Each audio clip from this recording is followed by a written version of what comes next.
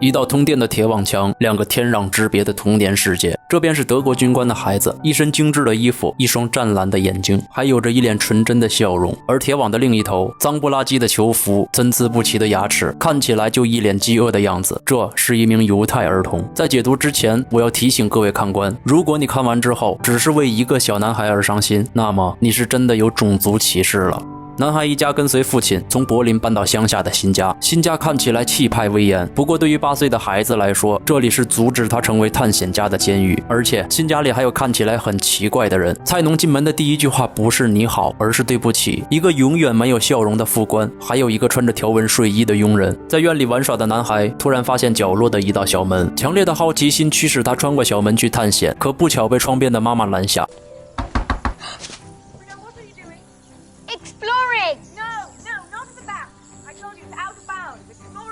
这不是妈妈限制了他的自由，而是出于对孩子的保护，因为他知道院子后方不远处就是犹太人的集中营。男孩找到副官，他需要一条废弃的轮胎做一个秋千来解闷。副官听完便喝令一旁的犹太老人，老人立刻放下手里的活赶过来。Move！老人小心翼翼地听着副官的吩咐，生怕漏掉其中的每一个字。他很快帮男孩做好了秋千，荡着荡着，远处的一缕黑烟引起了男孩的注意。他想站起来看个究竟，可脚下一滑，摔倒在地上。等他醒来时，是那个犹太老人帮他包扎好膝盖。男孩有些担心，他觉得去医院处理更加妥当，可老人说只是个小伤，没有必要。男孩带着疑问问道 How would you know? You're not a doctor. Yes, I am. No, you're not.You peel potatoes. 听到这句话，老人一瞬间百感交集。这时男孩的妈妈来了，男孩如实交代了所有过程。妈妈听完之后，自己做了一番思想斗争，最终还是决定跟犹太老人说 Thank you.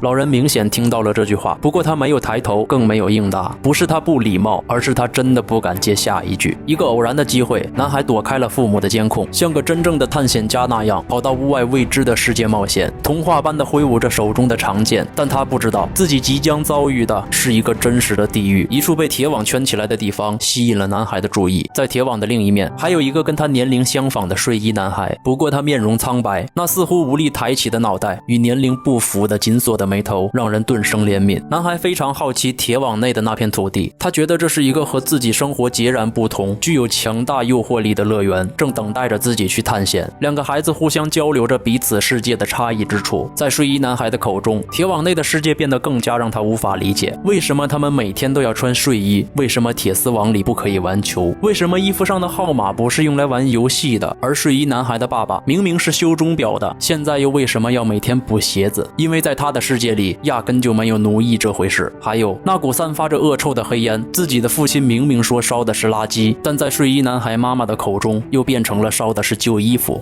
临别之际，男孩邀请他去家里做客。 I can't, can I? Because of this. But that's to stop the animals getting out, isn't it? Animals? No, it's to stop people getting out. Why? What have you done? I'm a Jew.这几个字对他冲击太大了，尽管他再怎么天真，可在那样的生长环境下，他也清楚地知道，睡衣男孩本应是他的敌人，而不是朋友。回到家里，男孩带着心中的困惑，向老师问出了一个问题 There is such thing as a nice Jew, though, isn't there?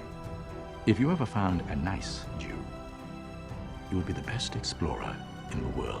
老师的一席话让他对自己成为冒险家的信心倍增。他相信自己的所见所闻，相信只要真诚相待，就能拥有纯真的友谊，不论那个男孩是不是犹太人。男孩偷偷从家里拿了蛋糕，睡衣男孩接过点心，开始狼吞虎咽起来，就连掉到衣服上的碎渣都不忍心抖落。直到一声刺耳的哨声响起，男孩推起那与他体型完全不符的推车，开始往回跑去。烟囱里又冒出了滚滚黑烟，味道非常刺鼻。男孩的母亲对此也充满了疑惑，直到副官说 They smell even worse when they burn, don't they? What?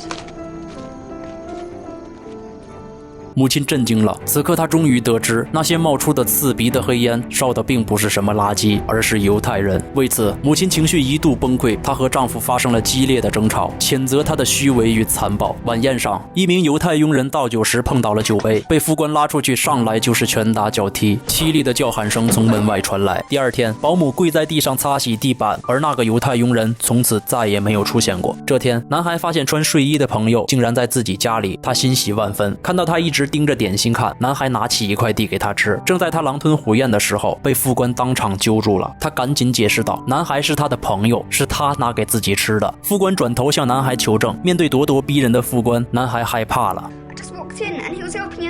听到这些，他好失望。也许这段友情的开始真的是一个错误吧。回到房间后，男孩为自己不能保护朋友而感到内疚。他想了很久，决定要鼓起勇气面对这一切。但当他跑回餐厅时，睡衣男孩早已经被带走了。他跑到铁网边，看到了右眼青肿的睡衣男孩，他真诚地向他道歉，希望可以继续做朋友。睡衣男孩也原谅了他，他们还像以前一样。男孩给他带食物，他陪男孩一起下棋，两人喜笑颜开，谈天说地。直到有一天，他俩的笑容同时消失了。今天，男孩是来向他道别的，他要搬回柏林了。而更让睡衣男孩感到伤心的是，他的父亲突然不见了。临别之际，男孩决定帮他找到父亲，利用最后的时间做些有意义的事。男孩也换上了条纹睡衣，用铁锹挖了一个洞，钻进了集中营里。到了里面，男孩震惊了，房间里挤满了骨瘦如柴的老人，这里的环境阴森的有些可怕。此时，家里的妈妈突然发现秋千上的孩子不见了，她找遍了整个房间，依然不见踪影。他焦急地推开会议室的大门，父亲听到消息后也傻眼了。另一边，他俩在营房里找了个遍，依然没有见到男孩父亲的身影。这时，士兵突然闯进营房，他们被蛮横的士兵推搡出去，天空下起了暴雨，男孩被裹挟在人流中，眼神里尽是迷茫。他们被驱赶到另一个房间，男孩天真的以为只是让他们来这里躲雨的，直到士兵喊出了更荒唐的命令。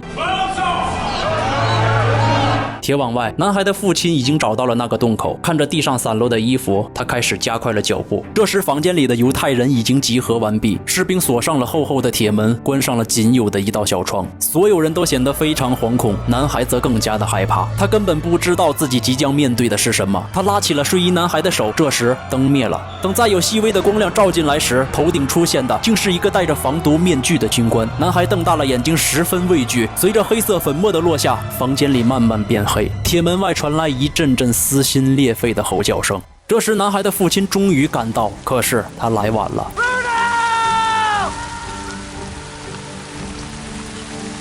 在这部影片里，没有痛苦扭曲的肢体，也没有淋漓的鲜血，没有横尸满目，也没有不堪入目的种种视觉冲击。看完之后，我没有流泪，即使心里堵得很紧，却哭不出来。请你仔细回想一下开头我提醒你的那句话：如果你看完之后只是为一个小男孩而伤心，那么你是真的有种族歧视了。